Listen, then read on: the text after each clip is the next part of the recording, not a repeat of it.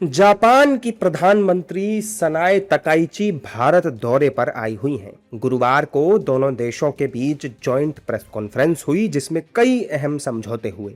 भारत और जापान की गहरी दोस्ती का अंदाजा आप इस बात से लगा सकते हैं कि इस प्रेस कॉन्फ्रेंस में प्रधानमंत्री मोदी ने जापान की प्रधानमंत्री को छोटी बहन कहकर संबोधित किया।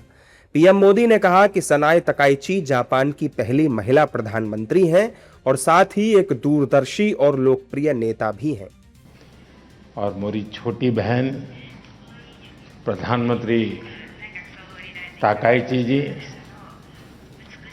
दोनों देशों के डेलीगेट्स, मीडिया के साथियों, नमस्कार, कोनिचिवा।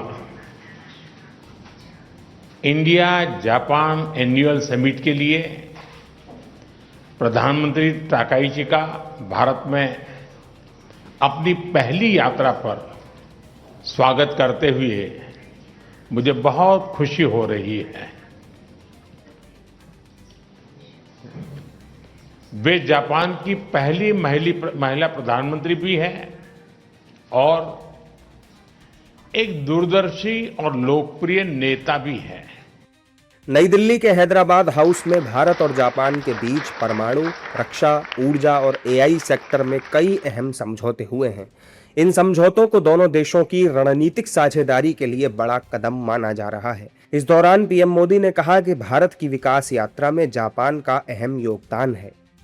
ऑटोमोटिव से लेकर इलेक्ट्रॉनिक्स तक जापान ने भारत की ग्रोथ स्टोरी का अहम हिस्सेदार बनकर दोस्ती और विश्वास की एक अमूल्य पूंजी बनाई है।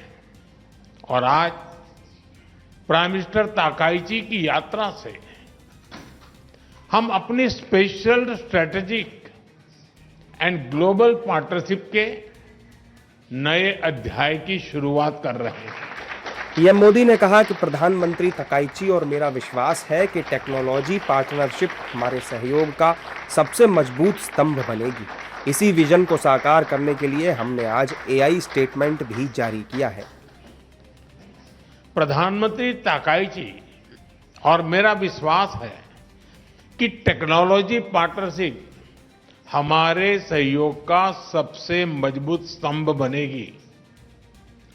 इसी विजन को साकार करने के लिए आज एआई के क्षेत्र में हमने जॉइंट स्टेटमेंट भी जारी किया है। भारतीय एआई इकोसिस्टम के कई प्रमुख संस्थानों में भी आज अपने जापानीज पार्टनर के साथ एग्रीमेंट्स किए हैं। इस जॉइंट प्रेस कॉन्फ्रेंस से पहले जापान की प्रधानमंत्री सनाए तकाइची को गार्ड ऑफ ऑनर भी दिया गया था। इसके अलावा दोनों देशों के बीच प्रतिनिधिमंडल स्तर की भी वार्ता हुई। भारत और जापान के रिश्तों में दिख रही ये गर्मजोशी आने वाले समय में भारत की विकास यात्रा में क्या भूमिका निभाती है, ये देखने वाली बात होगी।